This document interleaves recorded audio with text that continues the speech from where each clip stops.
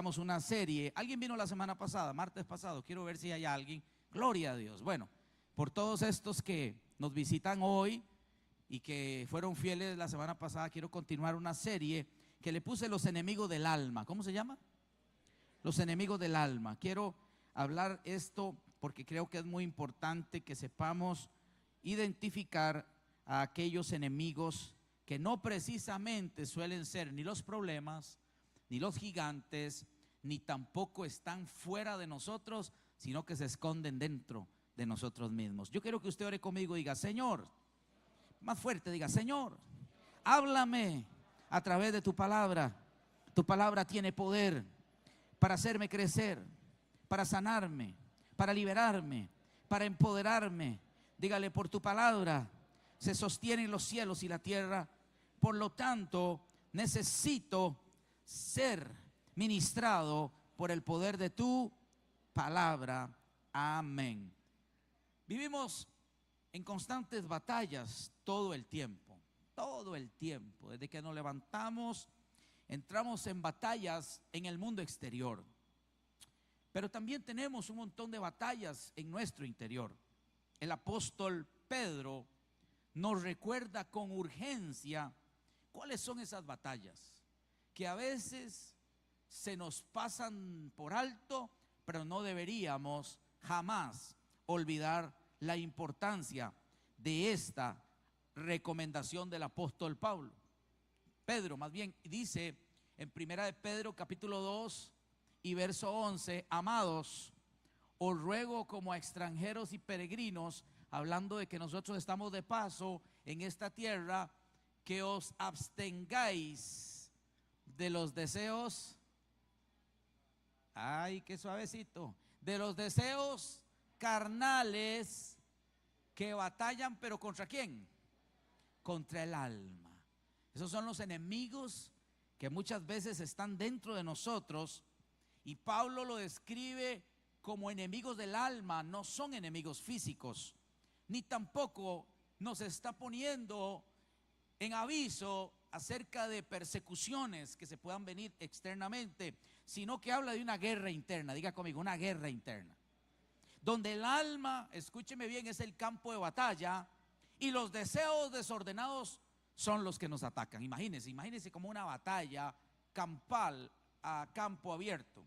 Es la primera parte del mensaje. Descubrimos que habían enemigos silenciosos, están encubiertos, son muchas veces sigilosos y nos pueden burlar, pero algunos de ellos los enumeramos y los enseñamos la semana pasada. Hablamos del egoísmo. El domingo parte del mensaje tenía que ver con el egoísmo. Muchas veces, como somos salvos y como estamos bien en casa, somos egoístas con aquellos que no lo están. ¿Alguien está conmigo? Y ese es un enemigo oculto que debemos vencer. Hablamos de la negatividad, hablamos de la amargura. ¿Por qué son estos enemigos tan importantes? Porque dañan nuestra comunión con Dios. Escúcheme bien. Y también nos afectan para la relación que llevamos con los demás. Pero la lista no termina ahí. Los que enuncié o anuncié la semana pasada no son todos. En esta segunda parte el Espíritu Santo nos va a llevar más profundo. ¿Cómo? Más profundo a identificar estos enemigos del alma. Escuche bien, que suelen disfrazarse de heridas, que suelen disfrazarse de justificaciones, y algunos se ponen un traje todavía mejor y se justifican en la espiritualidad. Pero son enemigos que hoy vamos a desenmascarar. Enemigos como el orgullo espiritual son terribles para nuestra identidad. La falta de perdón es un enemigo que está llevando a mucha gente a vivir una depresión constante y una soledad todos los días. El deseo de la venganza o la indiferencia al sufrimiento ajeno son enemigos que están camuflados, escondidos dentro de nuestro ser. Pero en el estudio de la teología bíblica nos enseña que la salvación no solo es un evento. Cuando usted estudia la Biblia teológicamente, se da cuenta que la salvación no es un evento, sino que es un proceso continuo de transformación del alma. Cuando hablamos de una persona salva, no estamos hablando de una persona que ya está en el cielo. Estamos hablando de una persona que está en un proceso de cambio. Por eso yo declaro que todos ustedes fueron salvos. ¿Por qué? Porque están en un proceso hacia la perfección del hombre, a la estatura del varón perfecto. Ahora mira esto, Jesús no vino a la tierra solo a salvarnos del infierno. Quien piensa que la obra de Cristo era venir a salvarnos del infierno, se quedó muy corto. Cristo vino a liberarnos del yo. ¿Alguien me está escuchando? Cristo vino a ayudarnos a vencer el yo que nos separa de una vida plena con Dios. Wow. Diga conmigo, eso se llama un propósito mayor. Porque ya somos salvos por la gracia, pero tenemos un montón de enemigos dentro de nosotros que no fueron vencidos en la cruz del Calvario, sino que te toca a ti y me toca a mí vencerlos todos los días. ¿Alguien está conmigo? Por eso el apóstol Pablo clama. El apóstol Pablo en segundo libro de Corintios nos dice lo siguiente: examinaos a vosotros mismos si estáis en la fe, probaos a nosotros mismos. Mira qué mensaje. Pablo dice, tienen que examinarse si verdaderamente están caminando en la fe. Pruébense ustedes mismos.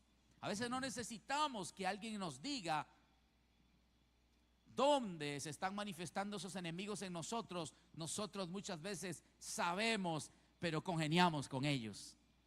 Pareciera que en vez de verlos como enemigos, empezamos una amistad que se convierte en una enemistad con Dios. ¿Alguien está conmigo?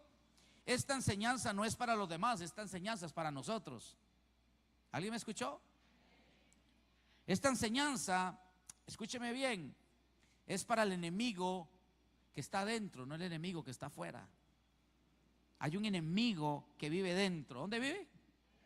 Está disfrazado muchas veces de una actitud normalizada. Es que es normal ser así, pastor.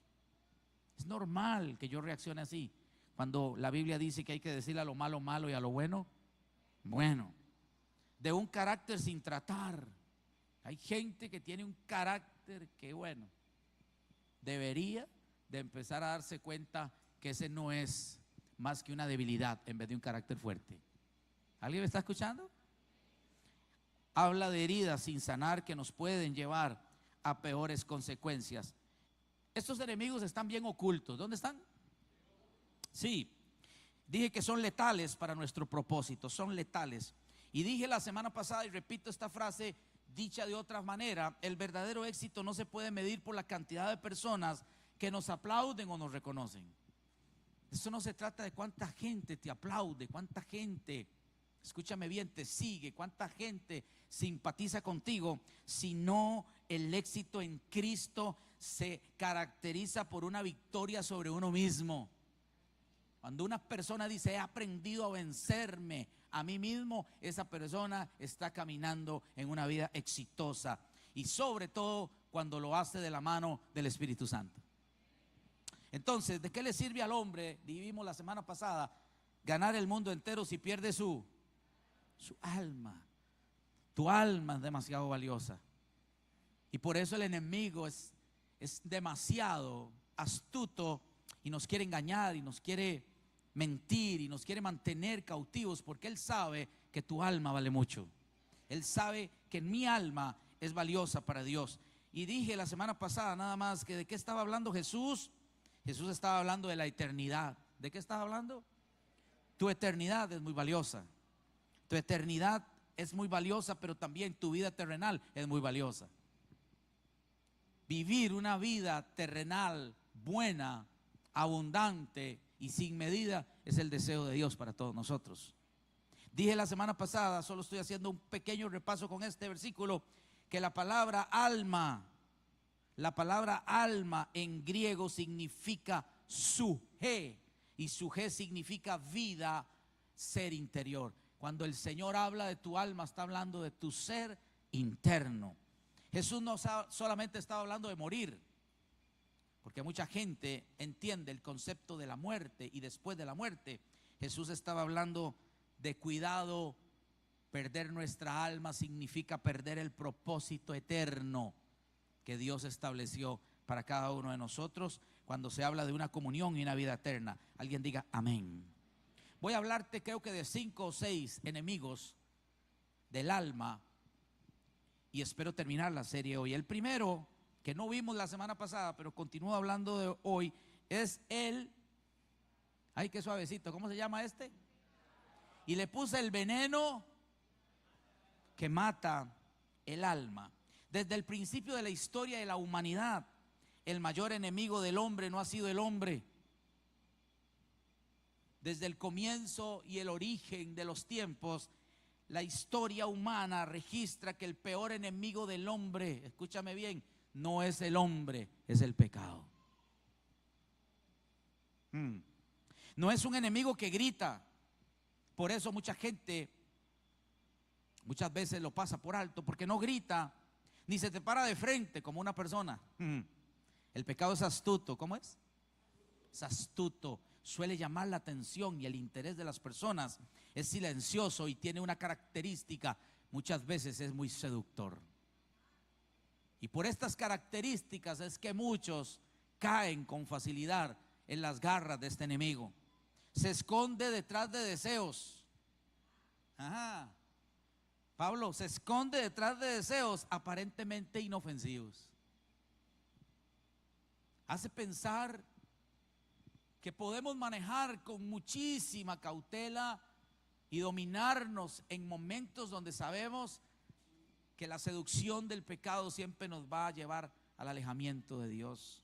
Escúcheme bien, muchas veces se disfraza de emociones no controladas y también de decisiones impulsivas en nuestro ser interno.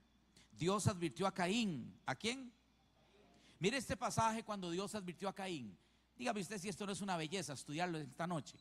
Dios le dijo a Caín en el libro de Génesis: ¿de qué? Alabado. El pecado está a la puerta con el deseo de... ¿Quién le dio ese consejo o quién le dio esa instrucción a David? A Caín. Dios. El pecado está a la puerta con el deseo de dominarte, pero tú debes dominarlo. El pecado está ahí a la puerta todos los días. No se ha levantado uno y ya está buscando, acechando. El pecado siempre busca ocultarse, trata de pasar inadvertido. No se presenta muchas veces como una amenaza, sino como una alternativa. Y ahí es donde muchos caen en su telaraña. No se disfraza de monstruo, porque si fuera un monstruo mucha gente le tendría miedo. Si no se disfraza de placer. Es que si usted experimenta eso va a sentir. ¿Alguien está conmigo? Vas a disfrutar, ahí sí vas a aprender lo bueno. El pecado muchas veces se viste de razón. El pecado muchas veces se viste de excusa. Pero es un enemigo tan peligroso, como dije, que trabaja desde adentro, minimizando el efecto de lo que vamos a recibir. Adán y Eva nunca se dieron cuenta de la telaraña que el pecado o el enemigo estaba gestando para ellos, y la gente solo se da cuenta cuando cae. Lamentablemente, hasta que la persona llega a acostumbrarse a vivir con el pecado. Hay una generación allá afuera que se hizo amigo del pecado. Se sienten bien en esa condición pecaminosa. Ahora mira esto, la teología de la palabra del Señor nos enseña que el pecado no es una acción.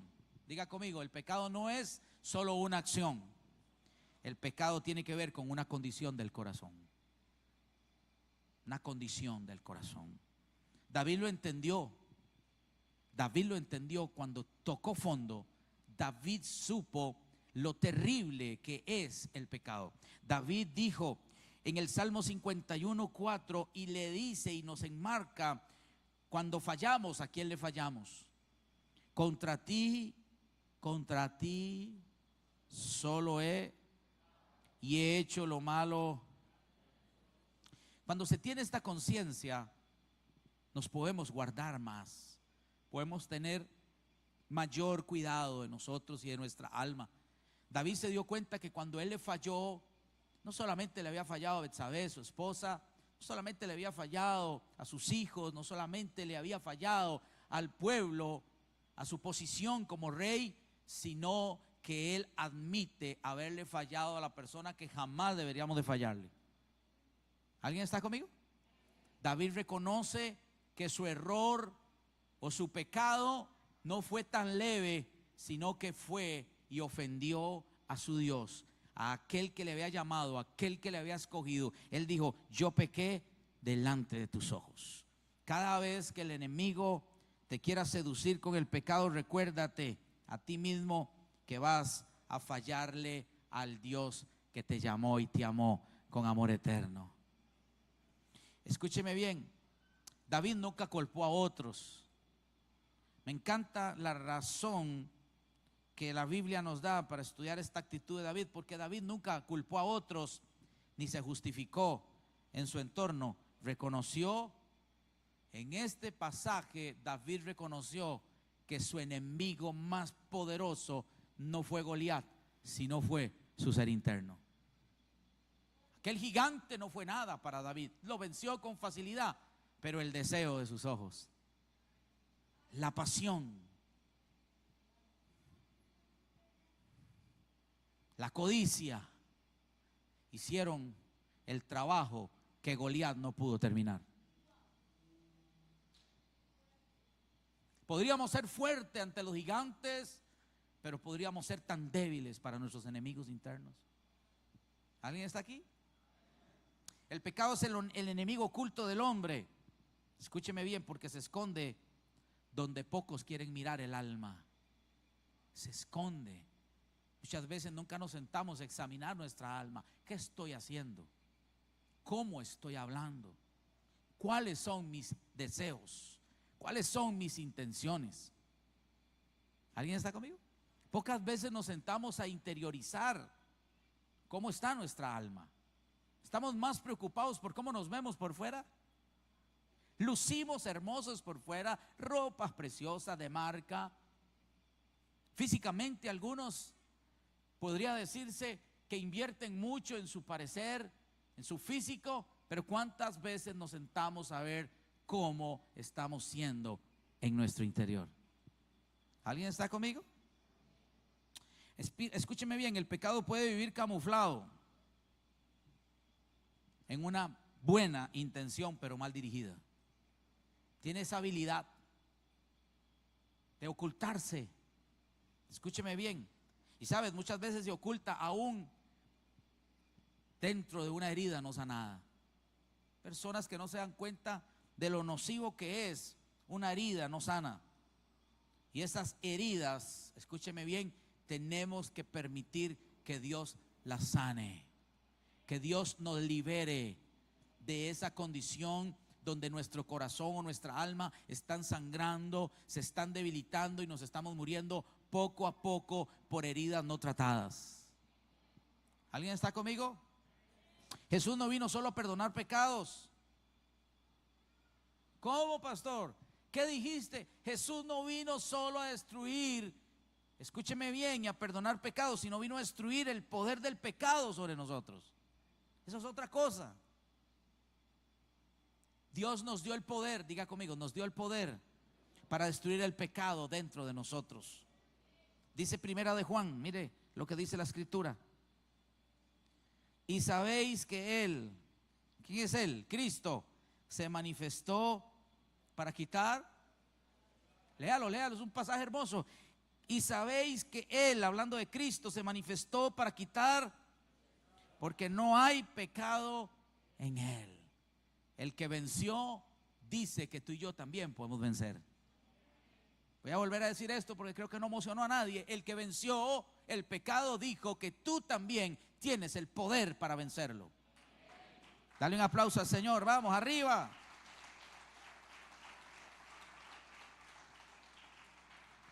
Hoy es un buen día para examinar nuestra alma. No para que sientas culpa, sino para que empieces a vivir en libertad. Diga conmigo, Dios me llamó a vivir en libertad. Porque la gracia de Dios, escúchame, la gracia de Dios no encubre el pecado, lo vence. Voy a decir esto que me quedó muy bonito. La gracia de Dios no encubre el pecado, lo vence. Pero para poderlo vencer, primero hay que reconocerlo. No puedes vencer a quien no reconoces. Mientras siga siendo un enemigo, que no lo determinemos, que lo pasemos de lejos, no lo vamos a aprender a vencer. Pero hoy lo estamos desenmascarándolo en esta noche. Amén. El pecado no solo es una acción contra Dios, dije el martes pasado, sino que es una infección del alma.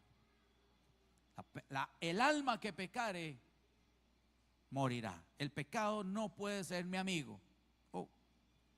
El pecado no puede ser visto con liviandad. El pecado no debe tener cabida en nuestro interior. ¿Sabes por qué? Porque endurece el corazón. El pecado tiene un poder. La gente que peca endurece el corazón. La gente que peca oscurece la conciencia. Al principio se sentía mal, ahora ya no se siente mal. Al principio venía a la iglesia y se sentaba en la silla de atrás diciendo: Señor, necesito misericordia. Pero el pecado le cauterizó la conciencia y terminó separándolo del Creador. Por eso con el pecado no se juega. Diga conmigo, con el pecado no se juega. Mira lo que dice Isaías. Isaías capítulo 59 nos dice algo hermoso acerca del pecado. Pero las maldades de ustedes se han convertido en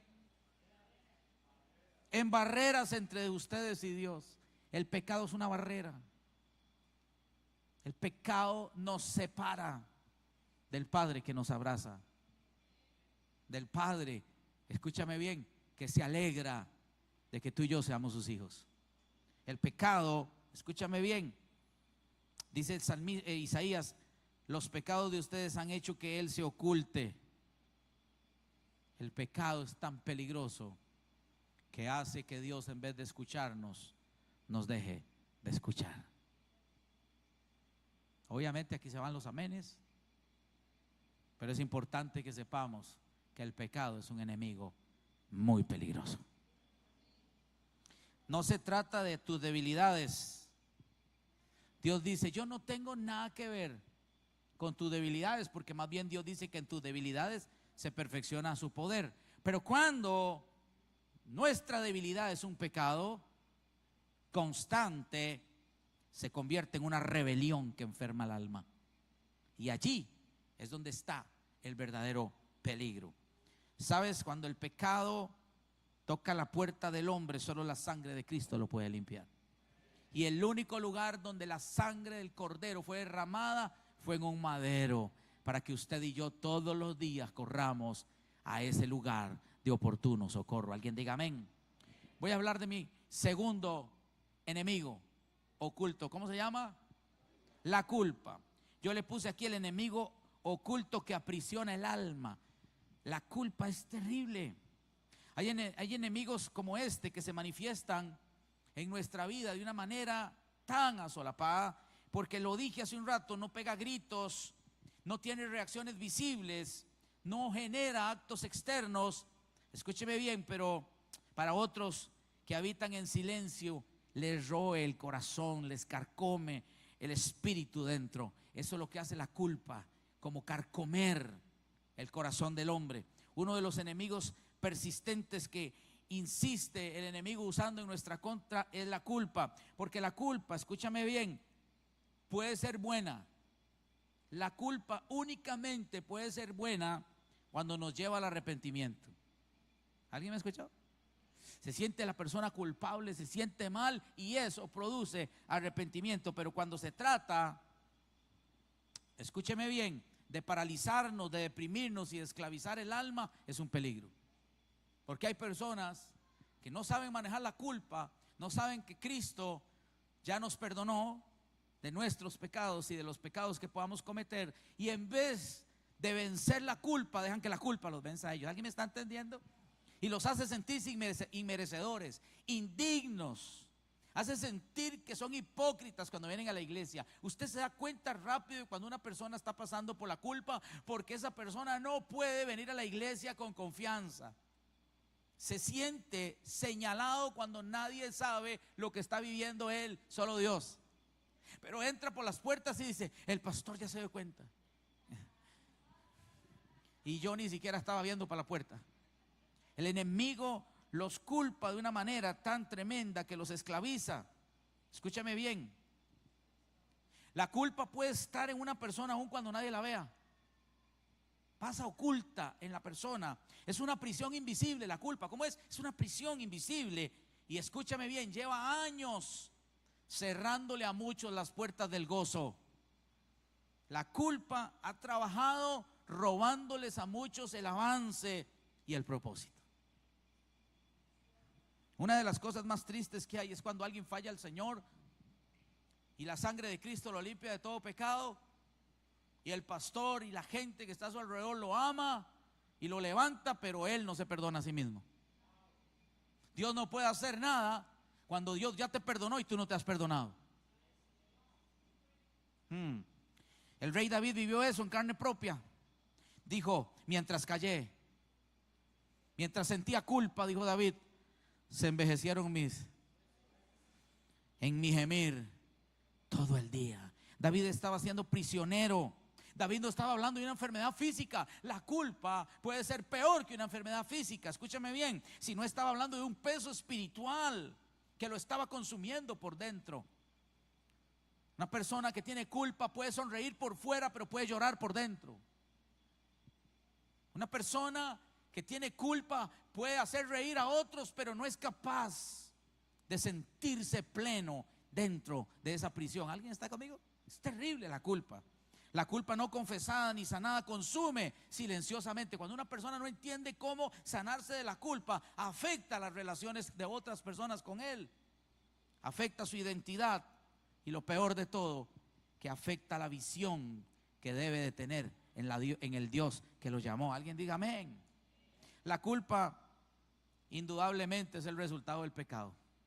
Solamente viene cuando hay pecado. Pero también puede convertirse en una herramienta cuando Dios trabaja con nuestras culpas y produce arrepentimiento en nuestro corazón y nos hace salir del pasado, del error y del miedo.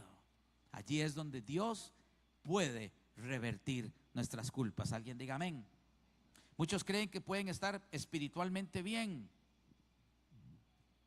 pero aún en su interior escuchan una voz constante que les recuerda lo malo que hicieron. Eso es terrible, esa voz interna. La persona puede estar levantando manos, pero esa voz le habla, esa culpabilidad le habla, y aquella persona rápidamente cambia su semblante, su corazón se contrista, su alma es llevada a una prisión por causa de aquella falla. Escúcheme bien, esa voz nunca viene de parte de Dios. ¿Cómo? Todo aquello que te quiera hacer culpable nunca vendrá de la voz de Dios. Voy a volver a decir esto, es importante porque cualquiera de nosotros nos podemos equivocar y fallar. Todos los días fallamos y equivocamos, pero escúcheme bien, cada vez que usted escuche una voz que te quiera someter y te quiera condenar y te quiera apartar de Dios, esa voz no viene de Dios, porque Dios corrige, perdona y restaura. Esa es la voz de Dios. ¿Cuál es la voz de Dios? La que corrige, la que perdona y la que respalda. La voz del enemigo acusa, culpa y condena.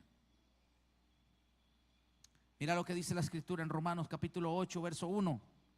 Ahora pues, cuando usted es un cristiano maduro y ya usted sabe cómo lidiar con la culpa, este debería ser el versículo que usted le recete al diablo cada vez que te quiera culpar. ¿Cuál?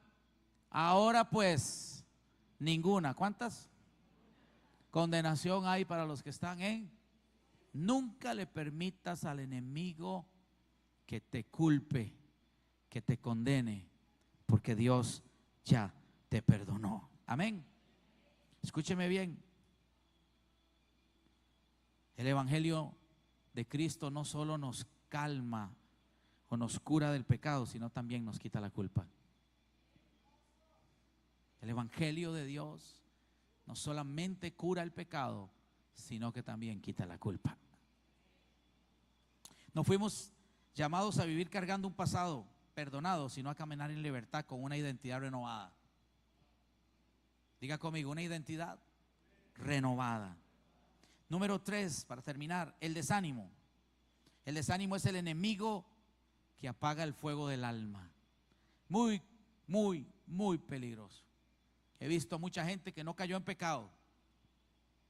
Escúchame bien, no cayó en egoísmo, no cayó en vanagloria, pero cayó en el desánimo. De todos los enemigos del alma, el desánimo es uno de los más peligrosos. ¿Por qué? Porque ataca de forma violenta, erosionando lentamente nuestra fe. Empieza a minar nuestra fe, desgasta nuestro ánimo y termina apagando el propósito. Por eso es letal enfrentarlo. El desánimo no siempre grita, pero susurra mentiras persistentes. Todo el tiempo el desánimo te estará hablando y te dirá, no vale la pena seguir. El desánimo te va a hablar y te va a decir, Dios se olvidó de ti. ¿Alguien está conmigo? El desánimo te va a decir, nada va a cambiar. El desánimo te va a decir, no eres suficiente. Y apenas una persona empieza a escuchar esa voz, termina soltando el arado que un día dijo que jamás iba a soltar. Así poco a poco el corazón se enfría. ¿Qué le pasa al corazón? Se va enfriando, se va enfriando, se va enfriando. ¿Qué le pasa a la visión? Se nubla, ya no puede ver con claridad lo que Dios le está llevando a hacer, y el alma pierde la fuerza para seguir luchando. Eso es lo peor, que el desánimo le quita la fuerza al alma para luchar. El profeta Elías, usted ya lo dijo y lo ha visto conmigo muchas veces, el enemigo del desánimo fue peor que 450 profetas de Baal falsos. Imagínate, pudo cortarle la cabeza a 450 enemigos con facilidad, pero no pudo detener al enemigo silencioso llamado el desánimo dentro de él. Hizo caer fuego del cielo. ¿Qué hizo? Vio milagros impresionantes, pero hizo este enemigo que él quisiera morirse. Vea lo que dice Primera de Reyes, capítulo 19, verso 4. Y él se fue por el desierto un día de camino, vino y se sentó debajo de un árbol y deseando morirse dijo, basta ya, oh Jehová, quítamela. No pudieron 450 hombres dedicados al mal, dedicados al infierno, a Satanás, pero el desánimo lo llevó a decir las palabras que jamás uno se podría imaginar de un profeta llamado el profeta del fuego. Diga conmigo, tengo que tener cuidado con el desánimo. Vamos, diga conmigo, por más que haya visto la gloria de Dios, debo tener cuidado con el desánimo. ¿Alguien está conmigo? Porque te voy a decir algo, el desánimo no respeta tu trayectoria. El desánimo no respeta tu título ni tu unción. El desánimo sabe trabajar en tu interior para que muchas veces nosotros perdamos el deseo de seguir luchando. El desánimo ataca al que ora. Ojo. ¿A quién ataca? Y al que predica también. Sí. Y ataca al que sirve. Y también ataca al que cree. O sea, todos estamos en su mira. Por eso es que es peligroso entender, o más bien vencer a este enemigo. Mire nada más algunas declaraciones de los más grandes hombres de Dios en la Biblia, cuando tocaron las fibras de su interior con el desánimo. Mire, por ejemplo, a Jeremías, el profeta Jeremías, dijo un día desanimado, ¿qué dijo? Léalo. Eso lo dijo el profeta Jeremías, el que Dios le dijo, desde niño te escogí, puse mis palabras en tu boca. Este muchacho que un día creció y se convirtió en uno de los más grandes profetas, dijo, maldito el día en que yo nací. Mire lo que dijo Moisés, el gran libertador, el hombre que llevó a más de 3 millones de habitantes y muchísimas familias a vivir la libertad de Dios. Mire lo que dijo en Números, yo solo no soportar a todo este pueblo, y si así lo haces tú conmigo, te ruego que me des. Misma reacción, mismo enemigo. ¿Alguien está aprendiendo algo? Estos grandes hombres no pecaron en su debilidad, fueron humanos como tú y como yo. En algún momento, escúchame bien, nuestra condición humana puede empezar a sentir que la puerta, el enemigo la está tratando de cruzar con el desánimo. Pero Dios, en medio del quebranto de estos hombres, nunca los desechó. ¿Sabes qué es lo hermoso? Que Dios nunca desecha a aquellos que restaura. Voy a volverlo a decir: Dios nunca desecha a aquellos que restaura. Vamos, dale un aplauso a Dios, qué lindo. Si hay alguien aquí que ha estado desanimado, tengo algo que decirle de parte de Dios. Si el desánimo te tumbó, la presencia de Dios te levanta. Hoy el Espíritu Santo de Dios te recuerda que el desánimo puede ser un enemigo oculto, pero el que está contigo es mayor que el que está en el mundo. Escúchame bien, si tienes pérdida de fuerzas y te sientes cansado y te sientes agobiado por todos los embates del enemigo, te recuerdo Isaías 40:31, los que esperan en Jehová tendrán, léalo, lo tendrán nuevas. Cuarto enemigo que quiero rápidamente traer acá. Este es terrible porque no deja que los ministerios se levanten. Se llama el enemigo de la... Saúl fue un hombre escogido, como usted y como yo. Diga conmigo, escogidos. Pero mire lo que le pasó aquí. Y Samuel le dijo: aunque te tengas en poca estima. ¿Quién se tenía en poca estima? Saúl. Saúl se creía insuficiente. Saúl se sentía inseguro. Y dijo, Samuel le dijo: aunque te tengas en poca estima, ¿acaso no eres el? Puedes ser líder, tú puedes ser líder de la iglesia, puedes ser líder de una red, puedes ser pastor de la casa, puedes ser uno de los mejores intercesores de esta iglesia, pero eso no te exonera, escúchame bien, de que en algún momento la inseguridad te quiera bloquear para que no avances en los planes de Dios. Mira, él era el rey, había sido escogido por Dios. Dios fue el que le dijo: vayan y unjan a Saúl. Y Dios le dice a través de Samuel: eres el líder de las tribus de Israel. El Señor te ungió. Mire el mensaje de Samuel. ¿Qué te pasa? Dios te ungió, Dios te escogió como rey de Israel. Ve y destruye por completo a los pecadores, a los amalequitas, hasta que estén todos muertos. ¿Por qué no obedeciste al Señor? ¿Sabes qué es lo terrible que puedo aprender de este enemigo llamado la inseguridad? ¿Sabes qué es lo peor? Que la inseguridad te lleva a la desobediencia.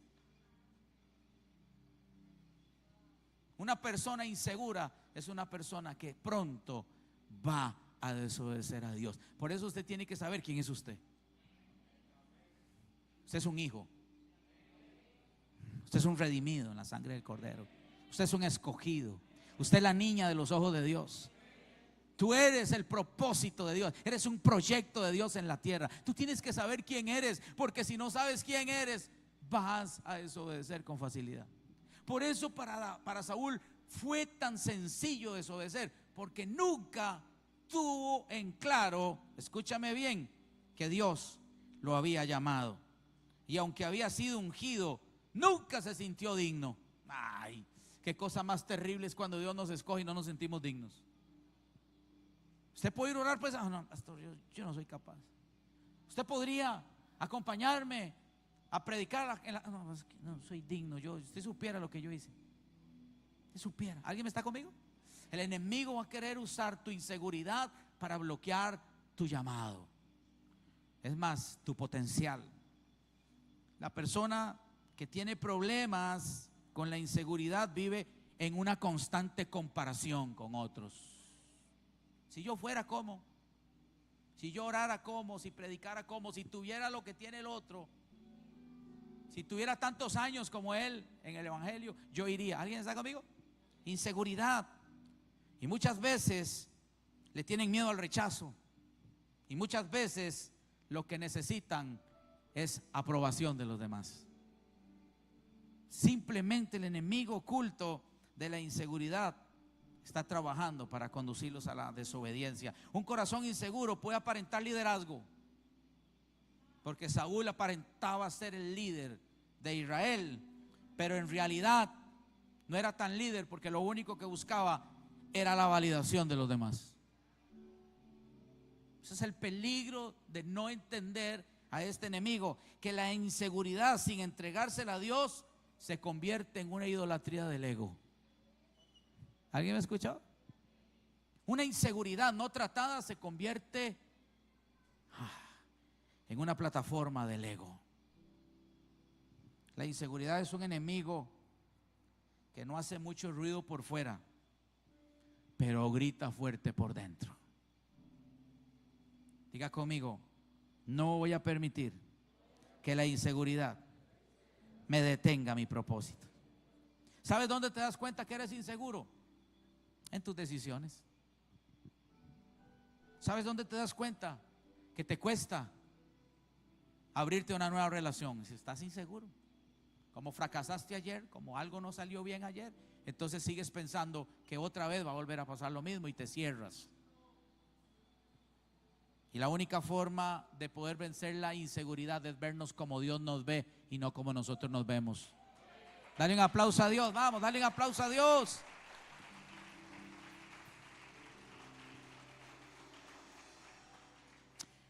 La inseguridad roba el alma, roba el propósito. Y la Biblia habla de muchos hombres llamados por Dios que lucharon con la inseguridad. Muchos hombres de Dios, diga conmigo, muchos. Porque Dios los escogió. Y muchas veces no vas a vencer solamente porque Dios te escogió, sino porque vas a aprender lo valioso que eres para el Señor y para su reino.